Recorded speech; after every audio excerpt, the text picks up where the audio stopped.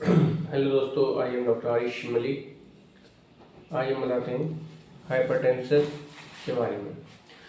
Hypertension कई type का होता है। एक हाइपरटेंसिव इमरजेंसी होती है और एक हाइपरटेंशन अर्जेंसी होती है।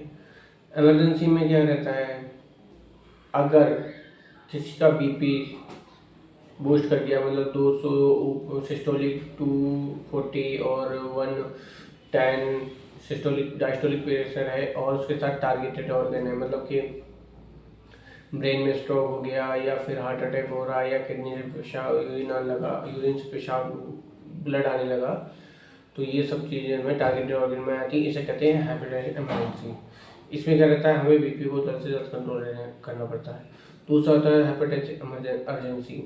अर्जेंसी में क्या रहता है हमारा, उसमें बीपी तो बढ़ेगा बट टारगेटेड ऑर्गन नहीं हो, कोई सिम्टम नहीं मिलेगा, कोई ऐसा लक्षण नहीं मिलेगा जिसमें लगे कोई ऑर्गन फेलियर हो रहा है, तो वो होता है अर्जेंसी।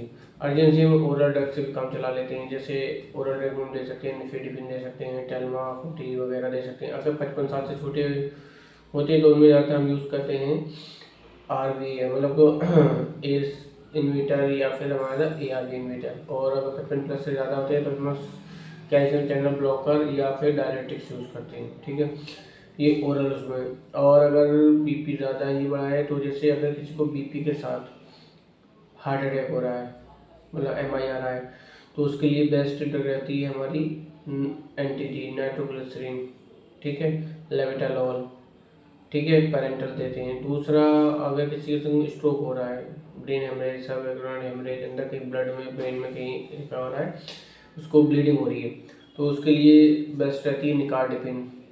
निकार्डिपिन हो गया हमारा, और लेविटालॉल हो गया, ठीक है, ये ड्रग ऑफ चॉइस होती है इनमें। और सोडियम नाइट्रोक्लोराइड भी हो गया, ठीक है, और लेसिक्स हो गया।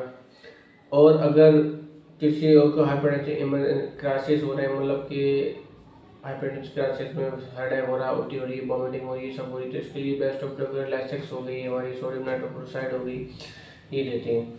तो हमें पेशेंट को देखना रहता है कि जो पेशेंट आया है वो इमरजेंसी है कि अर्जेंसी है। पहले बीपी लो, पहले देखो बीपी कितना आ रहा है, फिर उसको देखो इमरजेंसी अर्जेंसी। अर्जेंसी को हम हैंडल करेंगे ओरल ड्रग से और इमरजेंसी को हैंडल करेंगे हम पैरेंटल ड्रग से, मतलब IV देने से, ठीक है।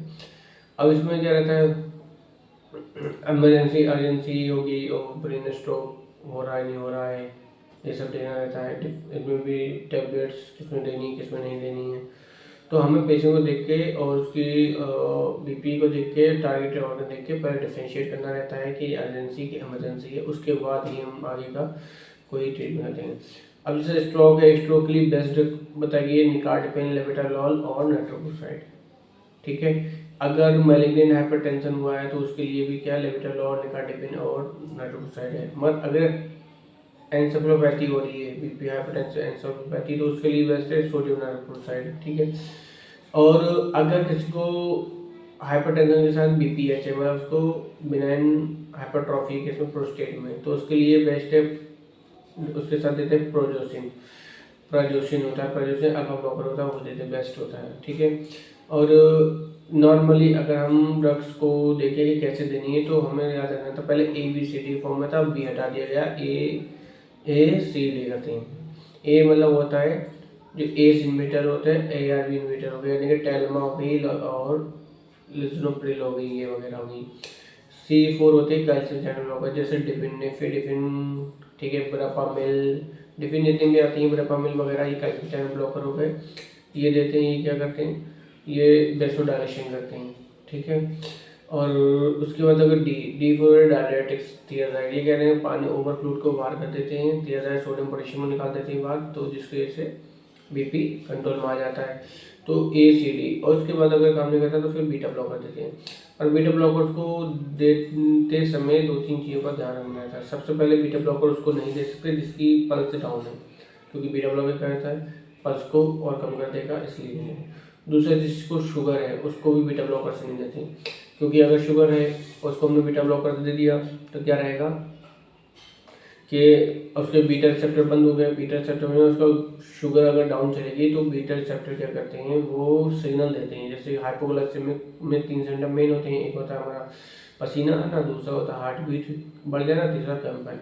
तो पसीना तो आएगा बट हार्ट बीट और कंपन के जो रिसेप्टर होते हैं बीटा ब्लॉकर होते हैं, और बीटा ब्लॉकर को हमने क्या करा, बीटा ब्लॉकर दे दिया, जैसे प्रोपेनॉल दे दी, टैबलेट दे दी। वो डायबिटिक पेशेंट था, उसने शुगर की टैबलेट ली थी, साथ में उन्होंने बीटा ब्लॉकर ले लिया, तो उसने बीटा ब्लॉकर के जो था ब्लॉक कर दिया।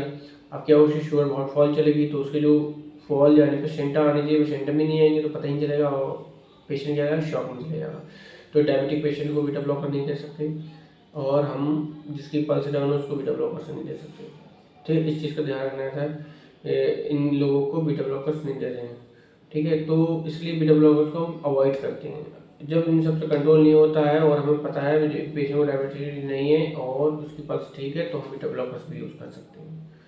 ठीक है, तो कुल मिला के अगर कोई पेशेंट आता है तो सबसे पहले हमें 3 चीज़ें देखनी चाहिए। एक तो सबसे पहले ये देखो कि पेशेंट किस उम्र का है, 55 साल से छोटा है, 55 साल से बड़ा है, इमरजेंसी है कि अर्जेंसी है।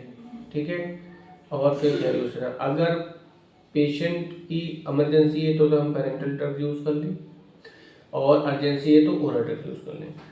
उसमें देखें 55 साल से प्लस है, 55 साल से, अगर 55 साल से छोटा है तो स्टार्ट करेंगे हम किससे, A R blocker, A R satin, Telma हो गई, ये देखें। ठीक है, और 55 साल से ज़्यादा है तो हम उससे कंट्रोल करेंगे किससे, कैल्शियम चैनल ब्लॉकर देखे, या फिर उसको हम डायरेक्टिक्स से देखें। अगर इनसे कंट्रोल नहीं होता है तो उसके बाद हम क्या करेंगे, इनमें एक ही ड्रग को ऐड करेंगे। 55 साल से छोटा है तो उसको हम ARB के साथ कैल्शियम चैनल ब्लॉकर देंगे। ठीक है, और अगर 55 साल से ज़्यादा बड़ा है तो भी हम ARB के साथ हम ये देंगे। अगर इससे भी कंट्रोल है, फिर चाहे कोई भी उम्र की, फिर एक एक ऐड करते जाएंगे, calcium channel blocker, ARB plus diabetics, 3 का कॉम्बिनेशन देंगे, उससे कंट्रोल होगा। अगर उससे कंट्रोल नहीं होता तो उसके बाद हम बीटा ब्लॉकर्स भी ऐड कर देते हैं। तो कुल मिला के स्टार्टिंग जो होती है वो तो A और C से होती है, बस उम्र देख के होती है। एम स्टार्ट करेंगे 55 साल छोटा में, और बी स्टार्ट करेंगे, सी स्टार्ट करेंगे 55 साल से ज़्यादा में। ठीक है, उसके बाद आगे आगे बढ़ते जाएंगे, ऐसे कंट्रोल होगी। बस थोड़ी चीज़ों को ध्यान रखना है, डायबिटिक पेशेंट ना हो, पल्स ज़्यादा डाउन नहीं हो, ये सब चीज़ों को ध्यान में रखें हम रखें। तो हाइपरटेंशन कंट्रोल करना कोई छोटी मोटी चीज़ नहीं, बहुत बड़ी चीज़ है, और बहुत डिटेल में हाइपरटेंशन के बारे में देखा है, जितना इसके बारे में पढ़ो उतना कम है। बहुत सारी ड्रग्स आती हैं, बस हमें कंडीशन देखनी है कि कंडीशन क्या है। पहले देखो इमरजेंसी, अर्जेंसी, बुढ़ापा के जवानी, उसमें भी फिर स्ट्रोक MI है कि नहीं है, उसके हिसाब से सब ड्रग चेंज हो जाती है। बस ध्यान रखना रहता है कितनी जल्दी तुम डायग्नोस कर लेते हो। ओके, ऐसी नॉलेजेबल वीडियो इमरजेंसी पे, अर्जेंसी पे, मतलब इमरजेंसी जो मेडिसिन है उस पर वीडियो आती रहेंगी धीरे धीरे। हमारे चैनल को लाइक करें, सब्सक्राइब करें एंड कमेंट करें। Okay, thank you.